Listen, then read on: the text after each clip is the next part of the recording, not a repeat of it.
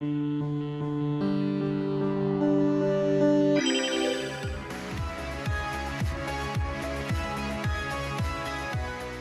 et messieurs, bonsoir, très heureuse de vous retrouver pour cet autre numéro de votre magazine bimensuel, l'IPS-SEGRAE, pour vous, avec vous. Aujourd'hui, nous ferons un focus sur les actions sociales de l'IPS-SEGRAE en faveur de ces assurés sociaux. Alors de quoi s'agit-il exactement? Pourquoi et comment de telles actions sociales sont-elles menées par l'institution? Surtout, quel impact ces actions sociales ont-elles sur le quotidien des principaux bénéficiaires? Pour en parler, je reçois pour vous Madame Laïla Fatim Touré, épouse Tano, chef du département gestion des actions sociales et sanitaires de l'IPS-SEGRAE. Madame Tano, bonsoir et surtout merci d'avoir accepté notre invitation. Bonsoir Isabelle. D'entrée de jeu, pourquoi des actions sociales à l'endroit des assurés sociaux? Dans le domaine de la sécurité sociale, les besoins et les attentes des populations assujetties sont divers et complexes.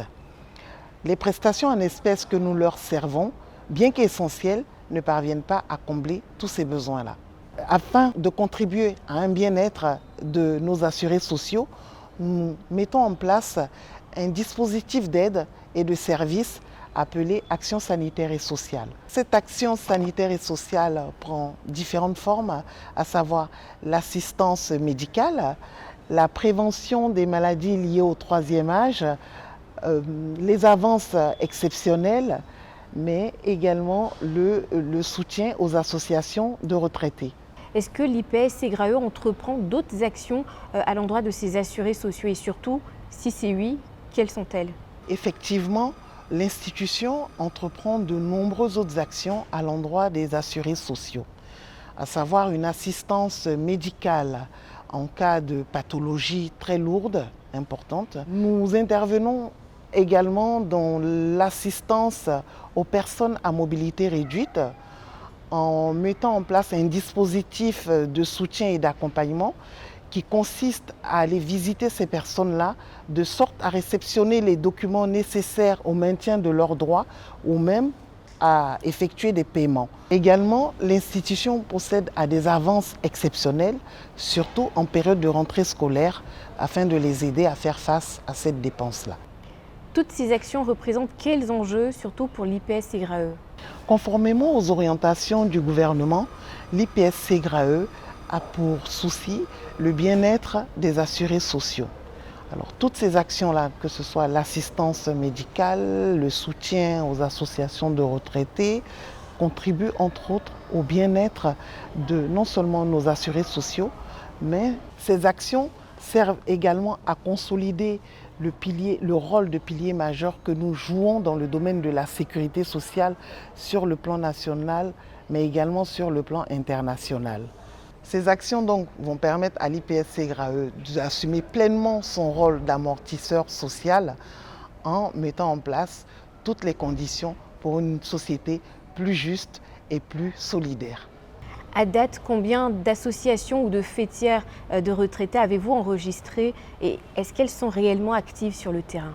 L'IPS-SEGRAE a décidé de mettre en place un dialogue totalement inclusif avec les retraités par le biais de leurs associations. Les principales qui sont nos partenaires sont la Fédération des associations des fonctionnaires et agents de l'État à la retraite, la FARECI, et le Conseil national des retraités de Côte d'Ivoire, le CONARECI.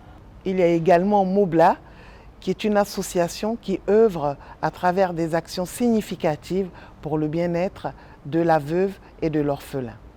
Madame Tano, on arrive presque au terme de notre entretien. Est-ce que vous auriez des conseils à prodiguer donc à tous ces assurés sociaux pour qu'ils puissent justement bénéficier de toutes ces actions sociales et sanitaires de l'IPS-SEGRAE? À l'ensemble des assurés sociaux de l'IPS-SEGRAE, je voudrais les exhorter à se rendre au sein des agences implantées sur toute l'étendue du territoire national afin de pouvoir bénéficier de ces aides sociales.